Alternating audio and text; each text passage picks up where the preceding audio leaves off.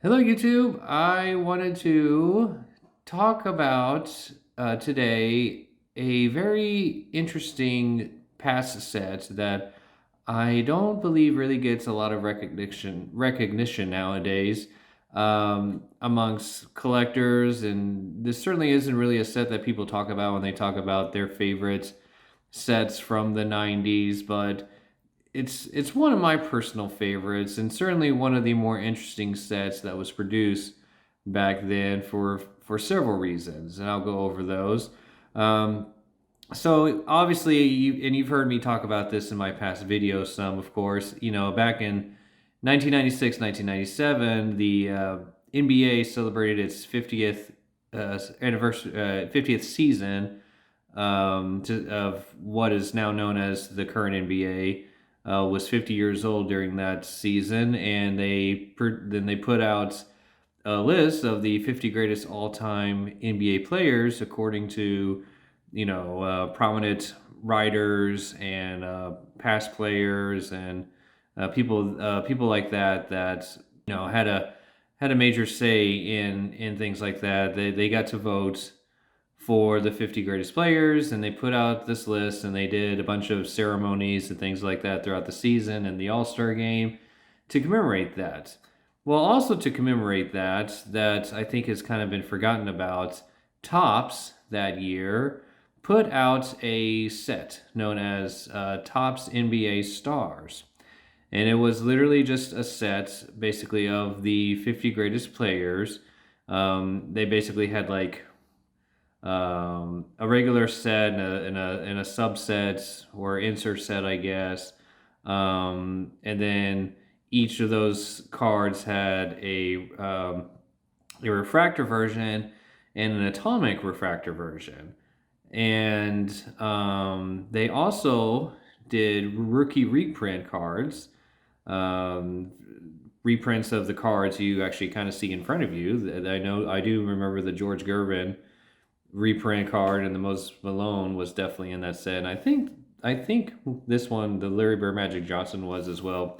Well, they had a lot of rookie reprints in that set, of all the Topps branded rookie cards, of course. But they also had the Star rookie reprints in that set as well. I can't remember when that happened, but Topps wound up purchasing the rights to the Star cards at some points briefly before then. So they had the Star card reprints, the Michael Jordan Star card reprints, the refractor version, the atomic refractor version, especially, do go for quite a bit of money. And so it was a really interesting set. Once again, because you had basically a set of just the 50 greatest players of all time, some refractor versions of those cards, including what were probably the most popular refractors of that time period, which were the atomic refractors that Topps produced, from like their Bowman's Best, and eventually I think they were the Topps Finest sets as well. So you had those in these sets, and you had one of the few refractor cards for a really long time of some pretty prominent players, such as Will Chamberlain, Bill Russell, Magic Johnson, Larry Bird. All those guys had never really had a refractor card because, back then it was a lot different than it is now. Nowadays, Panini, ever since they kind of started producing cards, they've gone back and they produced the cards of all the legendary players of the past. And so finding refractors of past retired players is a lot more commonplace now. Back then, it really wasn't. It was not common at all. So that was the interesting part of it. The other interesting thing, oh, by the way, I do have a version of a base card from that set. So this is what a base card looked like, and this is one of the original 50 greatest players, Paul Arizin. This one is actually signed by him. This is BGS authentic signature. This was signed after the fact. That was another thing too, is that there were not a ton of sets that had these past players on them. Period. Not even talking about like refractor cards, but just talking about base cards. A lot of companies back then, Topps, Upper Deck, Fleer, whatnot, they basically, all of their sets pretty much just focused on current players. This is one of the first that focused on past players. And so you'll find a bunch of these up on sale on eBay or ComC or wherever else you look for cards. A lot of these base cards were autographed by these players after the fact. A lot of people must have just sent these off to these players. And, for guys like Paul Arizin, he probably didn't have a lot of his cards with his likeness sent to him back in the day. And so you find a lot of these that have been autographed after the fact on eBay and ComC and everywhere else, like I said. So I think that's also interesting too, is the fact that these vets must have been just really much more willing to deal with signing these that were sent to them, because they probably didn't have very many of them sent to them during that time period, from sets that had their likeness of them. So anyways, then one of the other things that this product did was it had these rookie reprint autographs. So you had the regular rookie reprints that were the base and the refractors, and I think those were also distributed amongst other Topps products that were out that year. So I don't think those base and refractors were exclusive only to the Topps Stars product, if I remember correctly. Now these rookie reprint autographs were, I believe, and I believe they were like a set of like 9 or 10 of these.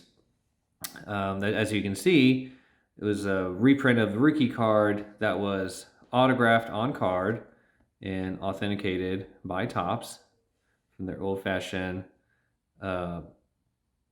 Topps stamp of authenticity or whatever that they did back then. So, and that was interesting too, because once again, prior to this set coming out, you usually did not ever find any vet autographs on any type of product. I mean, obviously, once again, back then, a lot of the products just focused on current players. And prior to 1996, obviously, there were not very many autograph cards of current players or past players, period. Most of the current players just did not have an agreement to do autographs for hardly anyone, minus a couple of exclusive things like, 92-93 Fleer Ultra. It did have an exclusive agreement with Scottie Pippen to do his autograph for that one particular year. And of course, Michael Jordan had a couple of exclusive autographs that occurred with Upper Deck. And then some of the non-licensed products from the day, like Classic and also Action Packed, did have some autographs from both current players and past players.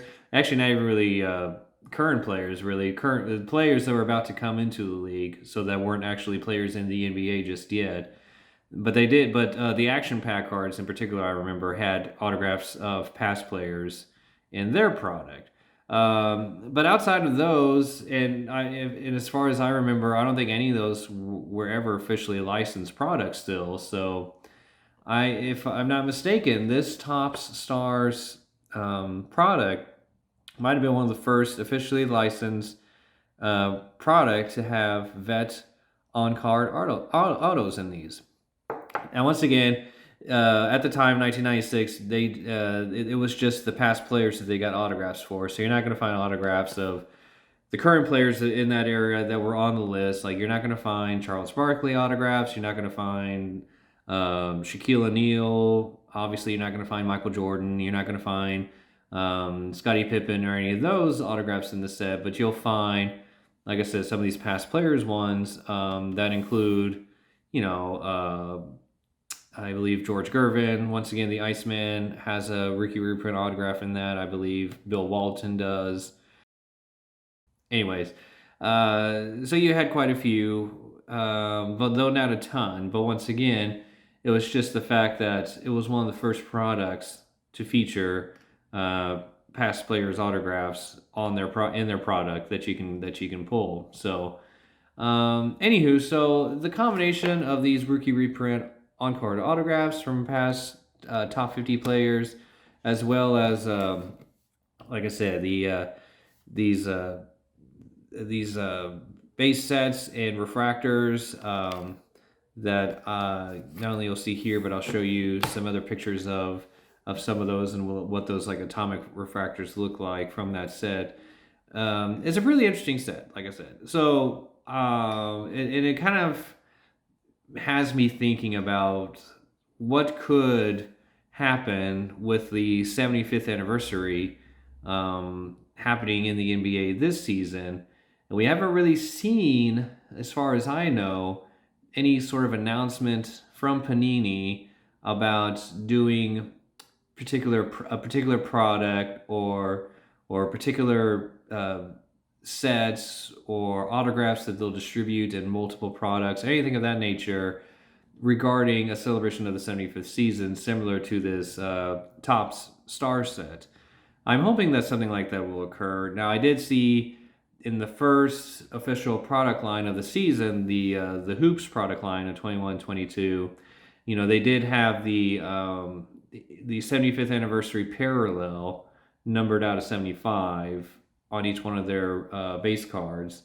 So it certainly wouldn't surprise me if they had a parallel / refractor similar to that in almost all of their products. It'll be interesting to see if they do have a really interesting refractor that they put in Prism or Optic or any of their other Chromium products.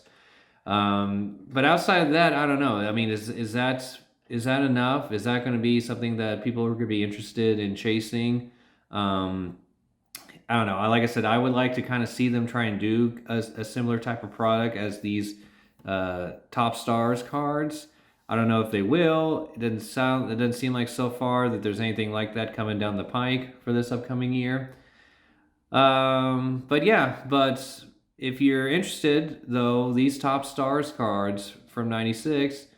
First of all, they don't really go for much money. Like I said, this set does not really have the notoriety as things like 96 Topps Chrome or even 96 Topps Finest or any of the other sort of popular Topps products from that era.